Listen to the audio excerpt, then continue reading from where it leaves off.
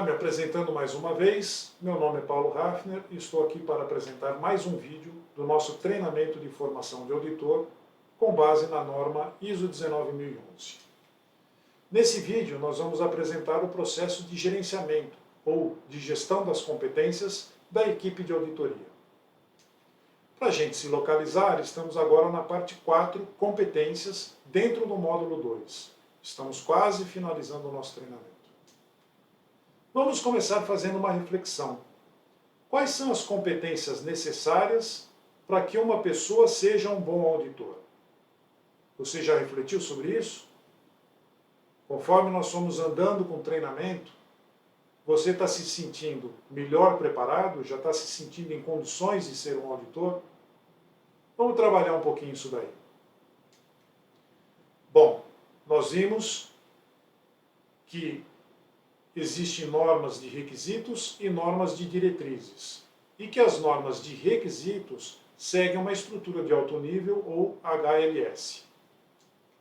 A parte de competências está dentro de suporte, dentro do D do ciclo PDCA. E as normas de requisitos possuem duas cláusulas, a 7.2 de competência e a 7.3 de conscientização, que também são aplicáveis aos auditores, à equipe de auditoria. Vamos entendê-las então. Em relação à terminologia, recurso é todo meio colocado à disposição da organização e que são necessários para a realização das suas atividades, entre elas a própria atividade de auditoria. Nesses recursos incluem-se, por exemplo, os recursos humanos, que são as pessoas e suas qualificações. E aí a gente tem os auditores e o líder da equipe de auditoria. Mas também temos os recursos materiais e tecnológicos. Lembrando de vídeos anteriores, o recurso tecnológico é extremamente importante quando a gente está fazendo, por exemplo, uma auditoria remota. A competência é definida como a capacidade de aplicar um conhecimento e as habilidades para alcançar os resultados pretendidos. Conhecimento, como técnicas de auditoria, descrição de não conformidades, esses conhecimentos estão sendo providos para vocês ao longo desse treinamento. O que vocês precisam agora é desenvolver a habilidade a ponto de vocês conseguirem gerar os resultados planejados. E quais são esses resultados? O cumprimento dos objetivos da auditoria individual. Bem, lembre-se, existe uma função que é a função de observador. Talvez vocês sejam convidados para assistir a algumas auditorias como observador, de forma a desenvolver essas habilidades. A competência demonstrada é algumas vezes definida também como qualificação. Um outro termo bastante importante é o de conscientização, que basicamente passa pelo entendimento das pessoas das suas responsabilidades e de como elas contribuem para a realização dos objetivos da organização. Você já parou para pensar? Você já tem consciência do que é ser um auditor, do que é ser um líder de equipe? Bem, dentro da cláusula 7.1 das normas baseadas na estrutura de alto nível, existe uma obrigação. A organização deve determinar e providenciar os recursos necessários para o estabelecimento, a implementação, a melhoria contínua do sistema de gestão. E isso inclui a realização de boas auditorias.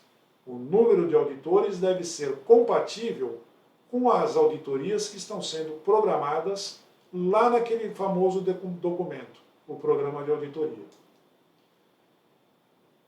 Um outro ponto importante, que é trazido da ISO 9001, é que a organização deve determinar e prover as pessoas necessárias para a implementação eficaz do sistema de gestão da qualidade e para a operação e controle dos seus processos. E um dos processos é o processo de auditoria. Existe em todas as normas uma cláusula 7.2 que trata sobre competência. Essa cláusula basicamente diz que a organização deve determinar a competência necessária das pessoas, dos trabalhadores, que realizam trabalho sob controle da organização. e que esse trabalho possa afetar o desempenho da organização ou o desempenho do sistema de gestão, a eficácia e a capacidade de cumprir os requisitos legais e outros requisitos. Portanto, os auditores são pessoas que realizam trabalhos sob o controle da organização. Que trabalhos são esses? Auditoria. Então, eles precisam ser competentes. Ainda sobre competência, é dito que a organização deve assegurar que essas pessoas, entre elas os auditores, sejam competentes com base em educação, treinamento ou experiência. Podemos até provocar um pouquinho. Qual é o nível de educação, de formação escolar que um auditor deveria ter na sua organização? Quais são os treinamentos que ele deveria fazer? E qual o tipo de experiência que ele deveria ter? Então, a competência, resumindo, ela é definida com base em educação, treinamento ou experiência. A educação é aquilo que provê capacidade crítica para as pessoas. Um auditor com baixo nível de escolaridade pode não ter capacidade crítica para entender os processos, para seguir nas trilhas de auditoria. Por isso, uma educação mínima deve ser requerida. Ele também precisa ter treinamentos e ter experiência. Com isso, ele vai ter uma bagagem de conhecimento suficiente para realizar um bom trabalho. Ainda na cláusula 7.2, temos lá que a organização deve, onde aplicável, tomar ações para adquirir e manter a competência necessária.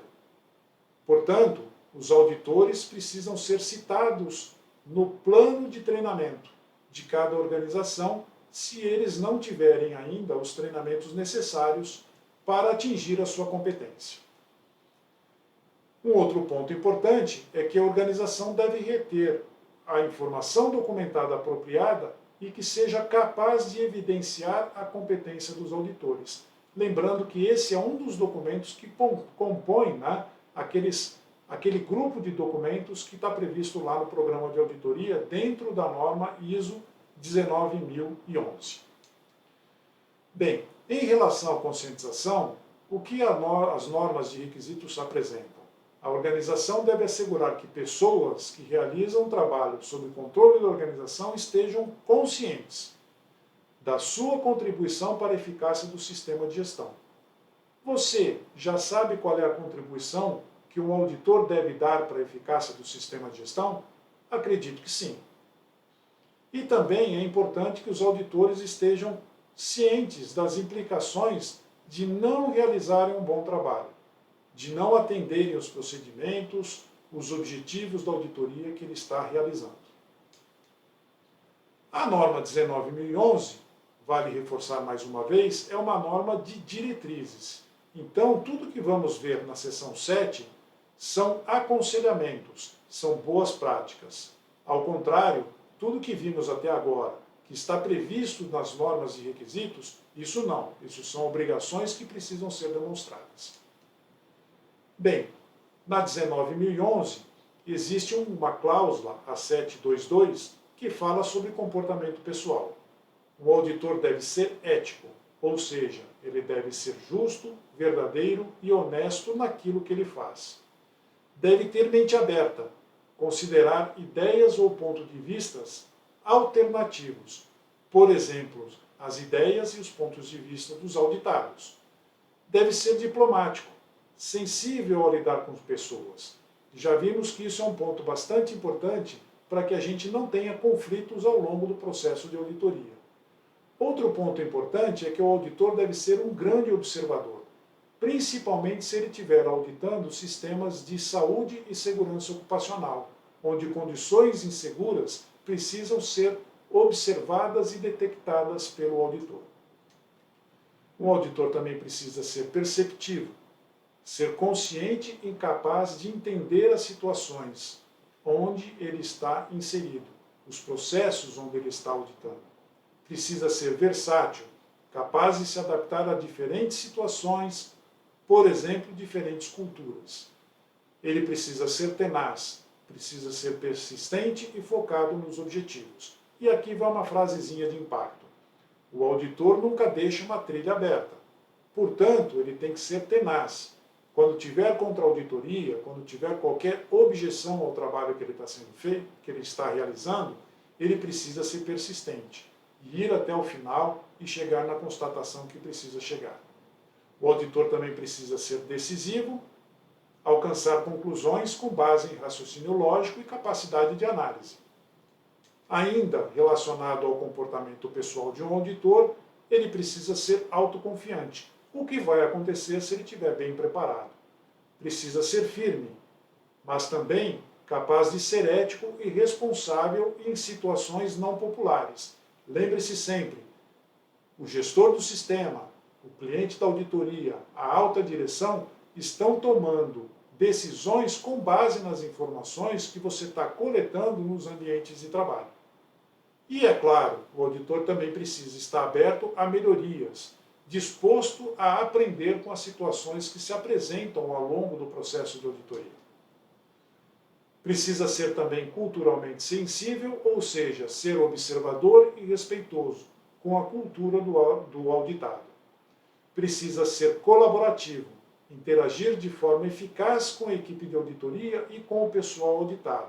Mas cuidado, ser colaborativo não significa que o auditor deve fazer consultoria. Ao contrário, existe sempre um risco quando ele resolve intervir no processo do auditado, e isso precisa ser evitado.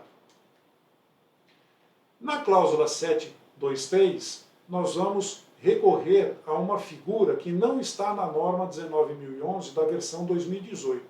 Ela vem lá da versão 2002, mas que é muito importante, porque em uma única figura a gente consegue explicar qual é a intenção dessa cláusula da norma.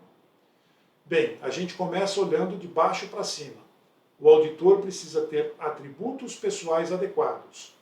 Depois ele precisa ser competente com base em educação, experiência profissional, receber treinamentos em auditoria e ter a oportunidade, como observador, de adquirir experiências em auditoria.